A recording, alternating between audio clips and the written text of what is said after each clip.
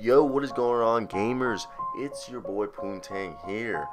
Thank you for the support on the LeBron James performance enhancing drugs video. There will be a video going more in depth into that and other players and just the whole thing in general about performance enhancing drugs in the NBA.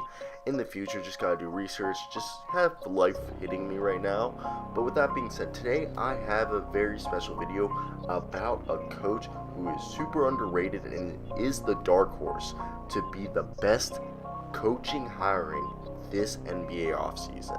Let me hop into this video. Before we do this, hit that like button, subscribe to Poon Nation, and comment down below who you think it is, if you agree with the person that I'm about to say, and let me hear your opinion on whatever. And this man's name is Jerry Stackhouse. Lego. Yo, there has been a fair amount of talk about the Raptors bench mob and how many of them played with the championship winning 905 last year. But what has Jerry Stackhouse done this year may be even more impressive. He led the 905 to the third best record in the G League, one game back of the Knicks and Spurs, with a win over the Knicks yesterday and on the road in Winchester. That's where they went. They have qualified for the Eastern Conference Finals in the G League. What makes this so impressive that Jerry is that he has only one returning player from last year, Negus Webster-Chan, who was the end of the bench player last year and has been in the same role this year. He hasn't even played a minute in this year's playoffs so far.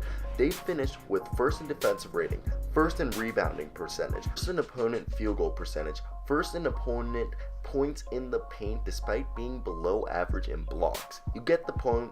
Oh, and they have 7 guys on their roster who average 10 points plus per game, with only Lorenzo Brown 18.8 points per game, averaging more than 15.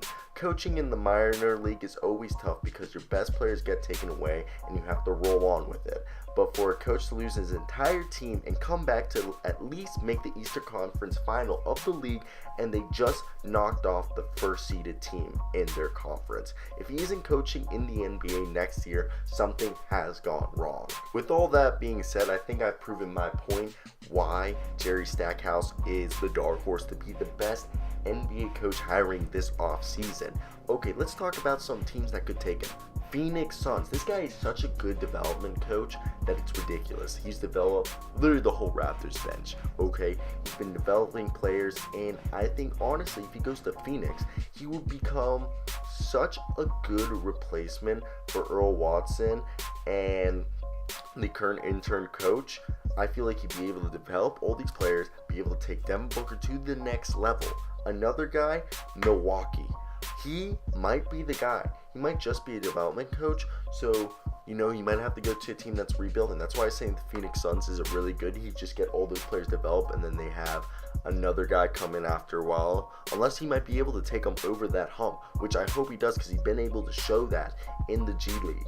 But it's completely different when you go into the big leagues.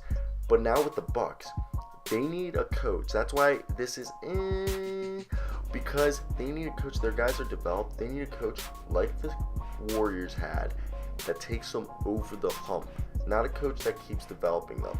A coach that takes them over the hump.